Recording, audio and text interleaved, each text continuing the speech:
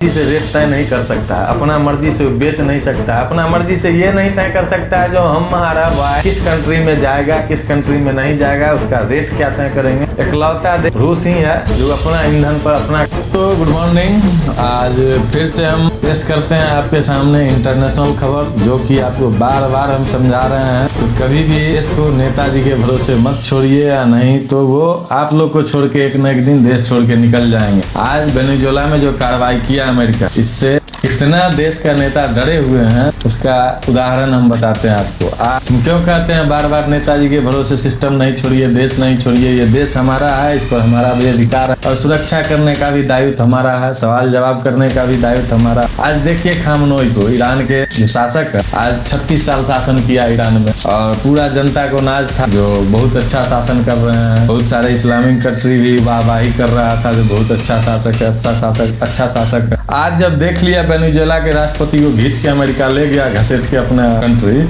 इतना उनमें खौफ भर गया है जो एक समय में धमकी देते थे, अमेरिका बड़ा शैतान और इजराइल छोटा शैतान, दोनों को खत्म कर। आज उनके डर से ये खुद भागे जा रहे हैं देश छोड़ के। आज आपको बता दें जो अपने फैमिली के अलावा टोटल 20 से 25 आदमी का लिस्ट तैयार किए हैं, जो लिस्ट में ये बात जिक्र किया जा रहा है जो 20 आदमी वो लोग रसिया भाग के जा रहे हैं, रूस, क्योंकि उससे बड़ा उनको सुरक्षित दुनिया में कहीं नहीं लगा। 195 कंट्री में न शरण मिला कहीं, न ही कोई उनका सुरक्षा का जिम्मा उठाने के लिए तैयार। कहता था 57 कंट्री मुस्लिम है और एक मुस्लिम कंट्री के शासक को सुरक्षा देने का कैपेसिटी उनके अंदर नहीं है। आज मॉस्को वो जा रहे हैं। इससे पहले इराक के राष्ट्रपति बशर अल असद भी वहीं जाके शरण लिए हुआ है, से हो गया 2-3 साल तक था हुआ था।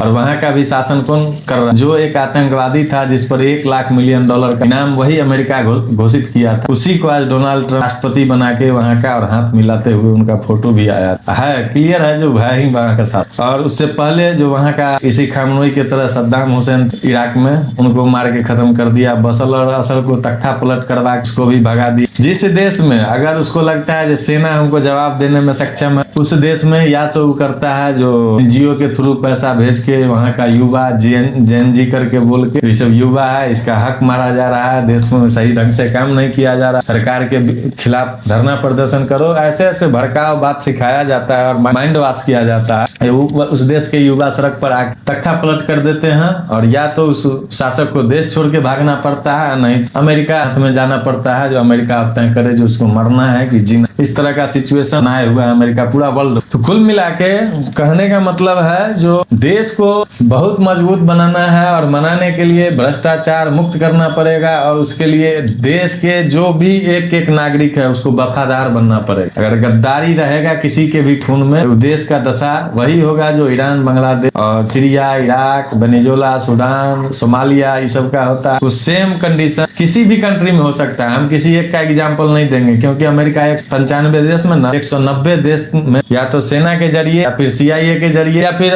डायरेक्टली कुछ न कुछ ऊपर नीचे करते रहता है, चाहता है जो या तो वहाँ का शासक जो है वो हमारे कंट्रोल में रहे, हमारे मन मुताबिक काम कर, नहीं तो वहाँ इसका षड्यंत्र चालू हो जाता है। आज अपने भारत के प्राइम मिनिस्टर के भी खिलाफ बहुत षड्यंत्र रचा। अपना बांग्लादेश में CIA अफसर बैठा हुआ था ढाका में 5 स्टार होटल, इसको सुनते हैं KGB और इंडिया का रॉ दोनों मिलकर उसका काम तमाम किया। तो और धरना प्रदर्शन भी शाहीन बाग में जो किया गया था वो भी सुनते हैं, अमेरिका का ही लगाया हुआ दिमाग, उसमें भी सफल नहीं रहा। कहने का मतलब है भारत लोकतंत्र बहुत बड़ा देश है, इसलिए उसका एजेंडा काम नहीं करता है। जो छोटा मोटा कंट्री है वहां तुरंत उसका एजेंडा काम कर जाता है, लेकिन बड़ा देश में थोड़ा उसको संघर्ष करना पड़ता है। तोड़ा भी कई बार तोड़ने का प्रयास भी किया और उसमें हमारे देश के लोग साथ भी देते हैं। ये बहुत दुख की बात है। आज के कई बार अजीत डोभाल सर जो है मीडिया के माध्यम से ही कहा, जो हमको इस बात का दिक्कत नहीं है जो देश के बाहर के लोगों ने हमारे साथ क्या किया, दुख इस बात का है जो हमारे लोग ने साथ नहीं दिया, हमारे देश के लोग ही गद्दारी कर। आज भारत स्वाभाविक है, किसी से हार थोड़ी सकता है, इतना बड़ा महाशक्ति देश, इतनी दुनिया का सबसे ज्यादा जनसंख्या है हमारे पास, क्या नहीं था, दूसरा दुनिया कंट्री लूट लूट के भारत से ले गया। और आज भी इतना है, जो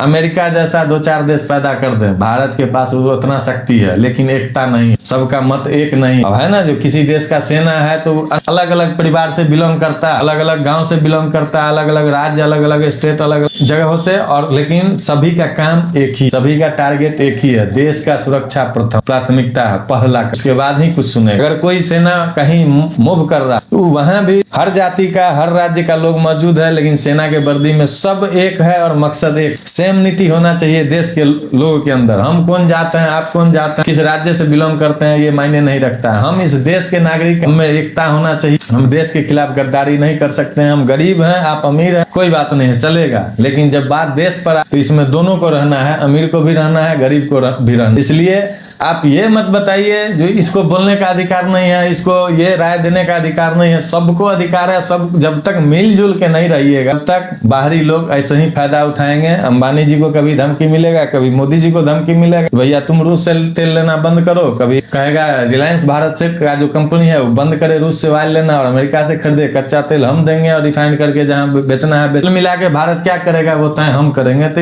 ऐसा उचित नहीं है हमारे किसी भी देश में, या किसी भी, आप सोच के देखिए ना, आपका घर, आप कमा रहे हैं, सारा जीवन आपका पुश्त धन इकट्ठा की, लेकिन आपको अगर कुछ करना हो, कुछ भी खरीदना हो या बेचना हो, उसमें अगर दूसरे घर का आदमी आके दखल अंदाजी करे, नहीं आप जो यहाँ से खरीद रहे हैं इस दुकान से आप राशन नहीं ले सकते, हम ये तय करेंगे जो आपकी इस दुकान से सौदा खरीदिएगा, नहीं तो इसका अंजाम आपको भुगतना पड़ेगा। तो वहाँ समझौता हमको क्यों करना पड़ रहा है? भैया हम कमजोर हैं, तो इसका बात मानना मजबूरी है, नहीं तो इससे भी ज्यादा हमको तकलीफ ये देते। हकीकत, आप अगर कमजोर पड़े, आज वेनेजुएला क्या, उसका अपना डीजल है, पेट्रोल है, ऑयल है, लेकिन वो अपना मर्जी से रेट तय नहीं कर सकता है, अपना मर्जी से बेच नहीं सकता, अपना मर्जी से ये नहीं तय कर सकता है जो हमारा वाय किस कंट्री में जाएगा, किस कंट्री में नहीं जाएगा, उसका रेट क्या तय करेंगे। इकलौता देश रूस ही है जो अपना ईंधन पर अपना कंट्रोल, अपना देश पर अपना कंट्रोल, सब चीज वो खुद बनाता है, वो किसी पर ज्यादा निर्भर नहीं है। जो हमारा संबंध खत्म हो जाएगा या खत्म कर लेंगे तो हमारे साथ इस तरह का आफत आ जाएगा, गेहूं नहीं मिलेगा, चावल नहीं मिलेगा, वेपन नहीं मिलेगा, कुछ नहीं चाहिए भैया उससे, किसी को नहीं। वो अभी सैंक्शन लगाया कई तरह का अमेरिका युद्ध में रूस को कमजोर करने के लिए, वो अमेरिका का हर चीज बाइकआउट कर दिया, जितना कंपनी था उसको भी स्वतंत्र कर दिया, जो भैया आप जाना चाहते हैं अमेरिका तो वापस जा सकते हैं, हमको उससे कोई